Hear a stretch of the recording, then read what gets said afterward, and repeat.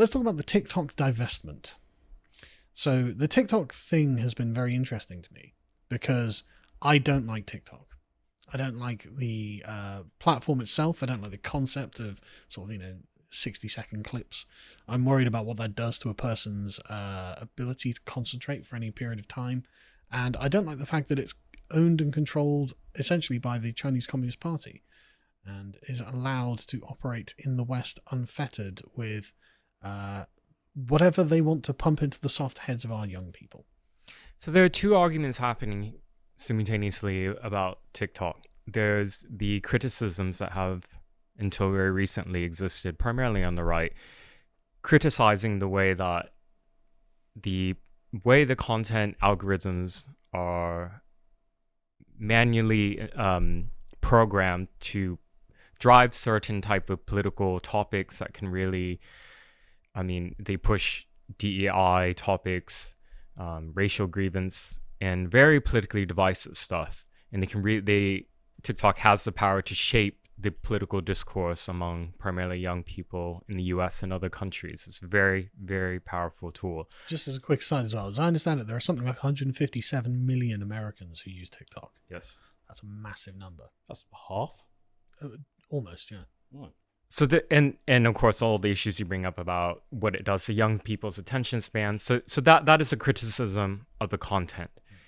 The other one that has been discussed, particularly through the legislation, is the national security risk.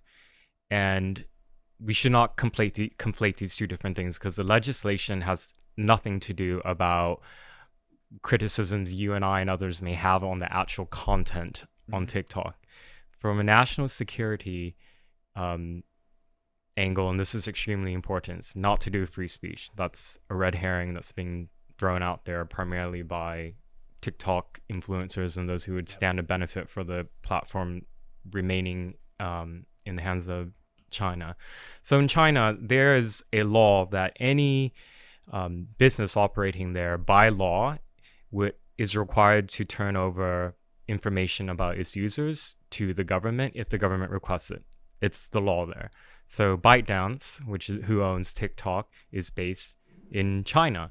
And so the bipartisan legislation that was passed in the U.S. Congress and then approved by the Senate and signed by President Biden, it was one of the few bipartisan pieces that Democrats and Republicans agreed on, is that this is a national security issue. Because imagine TikTok, like many of these other apps, it tracks, it has the ability to track what you type, who's on your contact list, etc. Google and some of these other apps have the ability to do that too. That's how it's able to curate certain specific content to you. That's how it knows what I want to see in the adverts. Exactly. But all this type of information potentially being in the hands of the Chinese government, that's a big security issue. And there are governments around the world who have banned, like in Australia and other places, who have banned TikTok from government employees having it on their government-issued devices. Well, there are countries who have banned TikTok entirely, aren't there? There's that as well. Albania, for example, has banned it on the content issue, which is a separate discussion here. So now... So just that China has also banned TikTok. TikTok is not allowed in China. There's another version of it but the content, if you go on it, is entirely different. It's none of this woke and politically divisive stuff and trans stuff. Highbrow cultural content of people playing violins and doing dances, ballet and stuff like that, isn't it? So they know that they are curating for their young people highbrow content and allowing the absolute slop of intellectual degeneration to everyone else's. But how do you get around the First Amendment issues? Because, okay, yes, it's spying on people, but all of the apps are It's spyware. Yeah, but all of them are spyware. But it's a national security issue. Yes, okay, fine. But if you have a First Amendment and you say you've got free speech, why should the onus not be on, if you're a government employee, it's up to you to make sure that it's not in your household? Why does somebody who's got nothing to do, why does somebody who work at a corner shop have to lose it when they want to use it, just because some, 3 or 4 guys up the street might work for the government in some capacity and they can't police their own household? Because the issue isn't with that person's ability to spread their message on social media. The issue is the platform itself being a tool of a hostile foreign power. So even if that is, I mean, it's not like this is the only social media platform that there is to use, right? They could easily use a Western platform, which again is banned in China, as all of them are. The government isn't preventing them, as in intercepting their ability to upload to social media or the internet in general. What they're intercepting is the Chinese Communist Party's ability to take advantage of Americans. In this, what's happened with TikTok is not without precedence. In 2019, the U.S. government pressured the Chinese owners of Grindr, and for those who don't know, Grindr is a gay hookup app, to sell to an American company, because you can imagine the national security risks for all the imagine in Washington. politicians and diplomats who use Grindr, who send messages on there that are compromising pictures and also location, STD status and other things like that. Having that information that can be accessed by foreign hostile power is extremely compromising to lots of people. And the company that sold. to leak out. Pardon? Wouldn't that be awful if that were to all leak out? Yes, but this is not about like a leaking out. It's about like a hostile foreign power having access to this type of personal information that can use to blackmail politicians. But also it can be used to like identify their location and things like that. Yes. So in TikTok's bite down staff they've been forced to admit that their staff has spied on American and British journalists. This is another TikTok, from a national security argument, it is a security risk.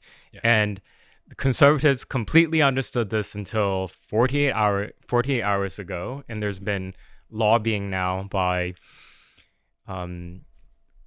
conservatives in DC to flip the script on TikTok. Now it's very intentional. Discussion is no longer about national security, it's about free speech. And this is the PR that TikTok is going to. It's a free speech issue. TikTok saying we're so looking forward to working with President Trump and trying to warm and get the graces of conservatives who have hated the application for the content stuff up until a few minutes ago. And rightly so. And there's particularly one billionaire donor who was one of the top donors in 2024 to conservative causes. His name is Jeffrey Yass, who owns, through his company, 15% stake in ByteDance, and then personally 7%. So he's worth an estimated $33 billion.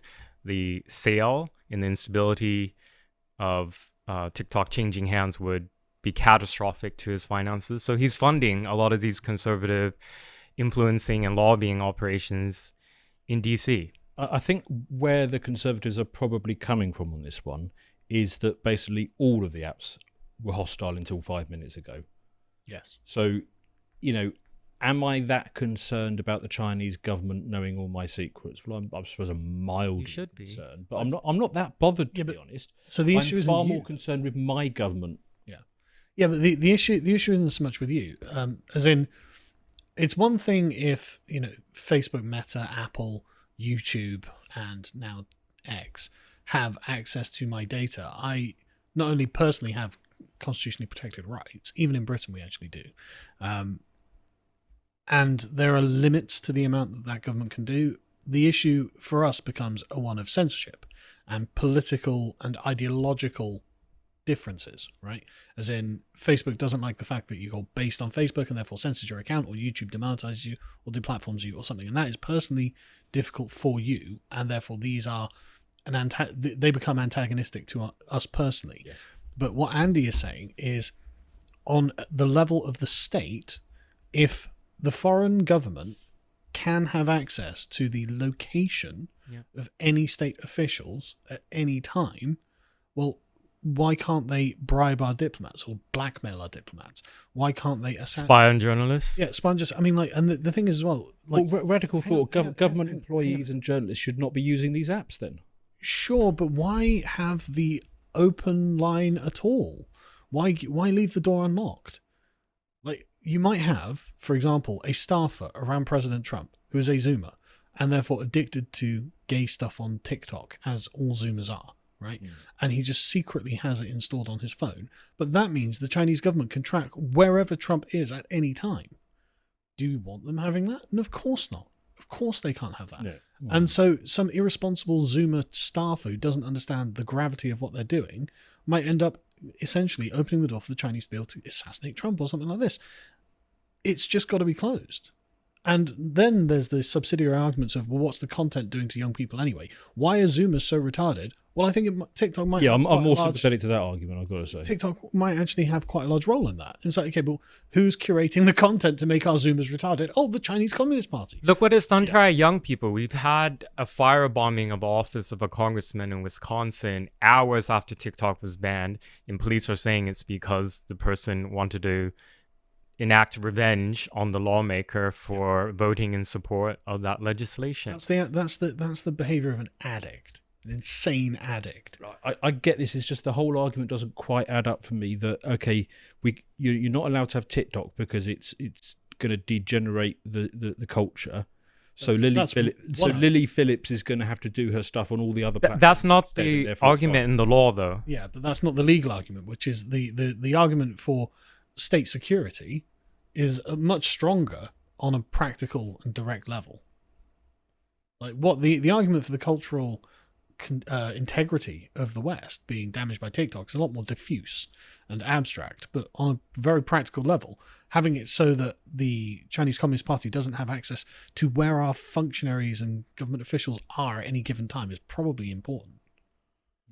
You know, TikTok hosted a inauguration ball in DC. I did not know that. And they had conservative influencers, quite big figures, that came as talent and stars for the event, who were posing in front of signs that said, "Save TikTok." So this is a huge, multi-billion-dollar campaign by Chinese interests to keep it in Chinese hands. Think about it, how they were willing to shut it down preemptively rather than to sell. They rather not operate at all. In the U.S. than to sell. And the legislation, by the way, didn't require them to actually shut down on Sunday at midnight. It could have continued to remain online. Actually, the way the legislation was written was Google and iOS and Apple iOS had to remove it, so new people couldn't download it and you couldn't update it. Therefore, so then eventually the app would become obsolete, weeks and months down the line, not immediately. What TikTok did in immediately shutting it off and having this statement that came on that for the millions of people. So it's playing a very, very wise PR campaign. I would say it's a psyops campaign. That was a political psyop, 100%. To get 157 million Zoomers, well, probably not that many, but 157 million people to feel as if this was a necessary and sort of almost political attack by the Trump administration. And the fact that Trump backed down on it is essentially an L for Trump on this. So one of the executive orders was a delay of implementation of the legislation for an additional 75 days. Yeah. So the status quo, TikTok's back online in the US, the status quo is remaining for another 75 days. We'll see what happens, but the national security risks, I cannot overstate that. Yeah. People are looking at it the wrong way when they're thinking that this is about free speech. That's the secondary argument. It's not related to the legislation. It's also a bad argument. It's not about free speech. You still are able to upload to social media platforms. There's nothing about free speech that means you have to be able to have access to a foreign Chinese Communist Party's app. That's not a free speech argument. But also, people forget just how awful the CCP is. They're the party of Mao. They've turned China into a one-party fascist dictatorship. They have clearly designs to, for the next 100 or so years, expand their influence around the world. We should be taking action to withhold that. Absolutely, they are undermining Western dominance. I don't know why we export anything like our manufacturing to them. It's such short-sightedness. But honestly, they're not trustworthy people in the slightest. Yeah, that's true. And there are also safeguards in place in this country, in the U.S. If law enforcement wanted access, for example, information about a user on an app, which they do all the time, people who send CP and other types of stuff on social media, they say you have to get a court order, a warrant, and all that. And it goes through a process that can be transparent in the investigation process. And there's been people Also, if your information's been inaccurate or wrongly released by one of these companies, you have grounds here and also in the US to sue massively civilly as well for violation of your personal information that you gave to them in a very narrow, restricted context. In China, they have none of that. They want any of that information by law, they can get it completely unrestricted. And you, as an individual, would have no idea what the government's doing about your contact, the people on your contacts, what websites you access, your geolocations. Yeah, they can get it. And the thing is, there's no such thing as really a private corporation in China, because the Chinese Communist Party will just take it. I mean, there have been a bunch of billionaires who have just disappeared in China. Like the state just disappears these billionaires and appropriates their holdings. So you're not getting any argument from me that the CCP is bad. And I think the strongest argument here is going to be it's just a national security risk. It's a little spy on your phone and a spy on the phone of the people around you. And for that reason alone, we're going to get rid of it.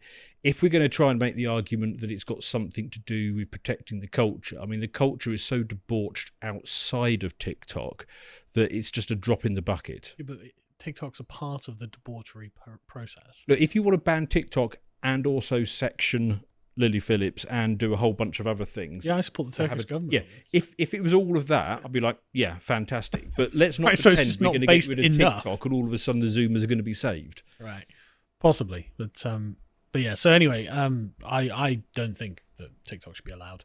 But I actually think that all of those are perfectly valid grounds. But if nothing else on the national security ground is surely enough. That is the strongest argument. What are your thoughts then to close that off? Be mindful of how you're being misled by influencers and others. Those who, not that long ago, you can look on their tweets and see what they were saying about TikTok last year versus now. That's not organic. I'll just end it with that without naming anyone. No, absolutely. It's not organic. And it's literally turned into a culture war issue where they think TikTok's going to be based. It's like TikTok was the most censorious leftist platform out of all of them. It's like, no, it should just be. I don't use it, so...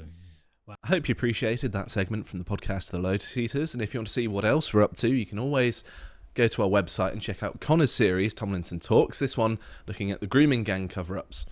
And if you want to see all the other things that we're putting out, you can always follow us on Twitter. Thank you very much for watching, and goodbye.